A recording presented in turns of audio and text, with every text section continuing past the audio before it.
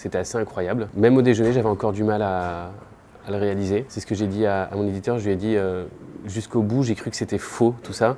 Et comme en plus la remise de prix c'était le 1er avril, je me suis même dit à un moment donné, si ça se trouve, c'est une gigantesque blague.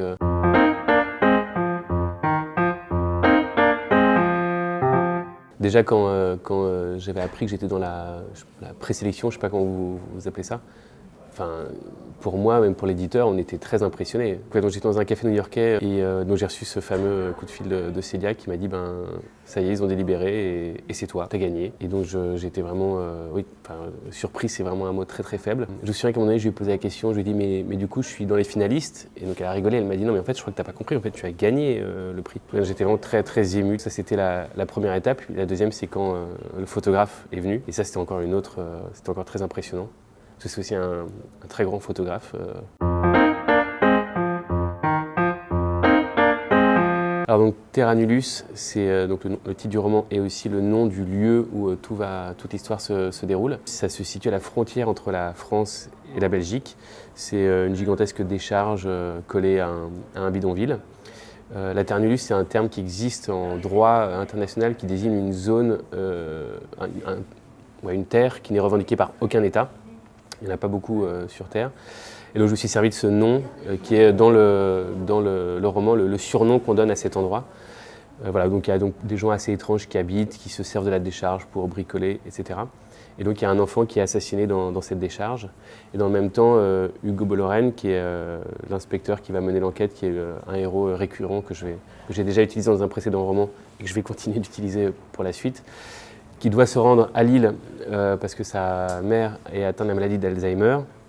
Et il y a là-bas un très grand spécialiste qui va s'occuper d'elle. Et comme il a un peu de temps libre à côté et qu'il a entendu parler de ce meurtre, il s'est dit « je sens quelque chose, il faut que j'aille voir ». C'est un inspecteur un peu bizarre et le meurtre est un peu bizarre et l'endroit est un peu bizarre. Ce qui fait que tout ça l'attire. Et donc du coup il va mener l'enquête en aidant les inspecteurs lillois qui sont sur l'affaire.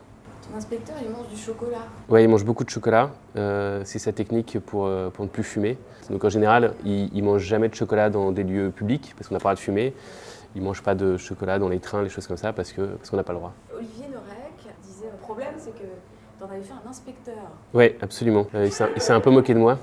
Il m'a dit que le terme d'inspecteur, c'était un terme qu'on n'utilisait plus depuis des années. En fait, le problème, c'est que si on utilise les vrais termes, c'est commandant, lieutenant, capitaine, etc. Et tout de suite, ça donne d'abord une dimension très réaliste, qui n'est pas forcément ce que je cherchais à faire. Et puis, si on donne un grade, ça veut dire qu'il a une équipe, on est obligé vraiment de le situer dans un contexte policier un peu plus réel. Donc, ce qui est parti d'une petite erreur, finalement, on a décidé de le garder avec l'éditeur. Et puis, on s'est dit que ça faisait partie de ce personnage un petit peu flottant, un peu lunaire. Voilà, il est inspecteur. C'était assez incroyable. Même au déjeuner, j'avais encore du mal à le réaliser. C'est ce que j'ai dit à mon éditeur. Je lui ai dit jusqu'au bout, j'ai cru que c'était faux tout ça. Et comme en plus la remise de prix c'était le 1er avril, je me suis même dit à un moment donné, si ça se trouve, c'est une gigantesque blague. Mon éditeur s'est beaucoup moqué de moi, il m'a montré la une du Point, il m'a dit ils ont les moyens le Point pour faire des blagues, c'est très impressionnant. Donc voilà, et donc après le déjeuner, c'est une espèce de tunnel de joie, hein. Globalement tout était vraiment parfait, c'était incroyable. Et alors, tu as dû monter sur scène? Oui. C'était un peu violent, je crois. C'était un peu violent, mais bon, en même temps ça fait partie du jeu, et puis j'étais quand même content de le faire, hein, mais c'est vrai qu'avant j'étais encore une fois très impressionné. Par les gens avec qui j'étais sur scène, les gens qui étaient dans la salle. Et puis ça devenait de plus en plus vrai quand même cette histoire de prix. Donc oui, j'étais un peu tétanisé avant de monter sur scène, c'est vrai. Mais après finalement ça s'est pas trop mal passé. Et puis une fois que ce moment un peu solennel était passé, après encore une fois tout était parfait, quoi.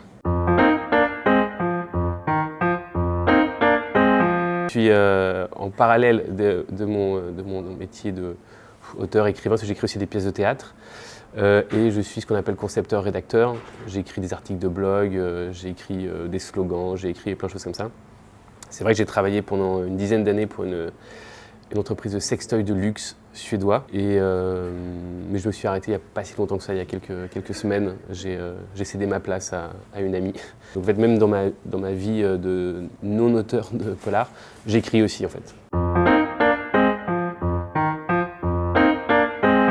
Alors je suis arrivé début janvier, donc c'est très récent, ça fait un peu plus de 3 mois. J'y suis allé parce que ma femme a été nommée, enfin on lui a proposé un poste là-bas, un très beau poste, et donc du coup on s'est dit très bien, allons-y. Et donc on y allait en famille, j'ai 2 enfants. Et voilà, c'est le tout début, donc je me rends. Enfin, pour l'instant, tout est parfait. Et donc je continue mes activités. J'écris toujours des articles et je continue en parallèle à écrire la suite de Terra Nullius, enfin la suite avec le même inspecteur. Le théâtre, j'espère que ça va revenir aussi, parce qu'après l'épisode Covid, tout s'est un petit peu stoppé. Mais donc voilà, donc New York c'est tout récent et je vais voir à quoi va ressembler la vie là-bas dans les mois qui viennent.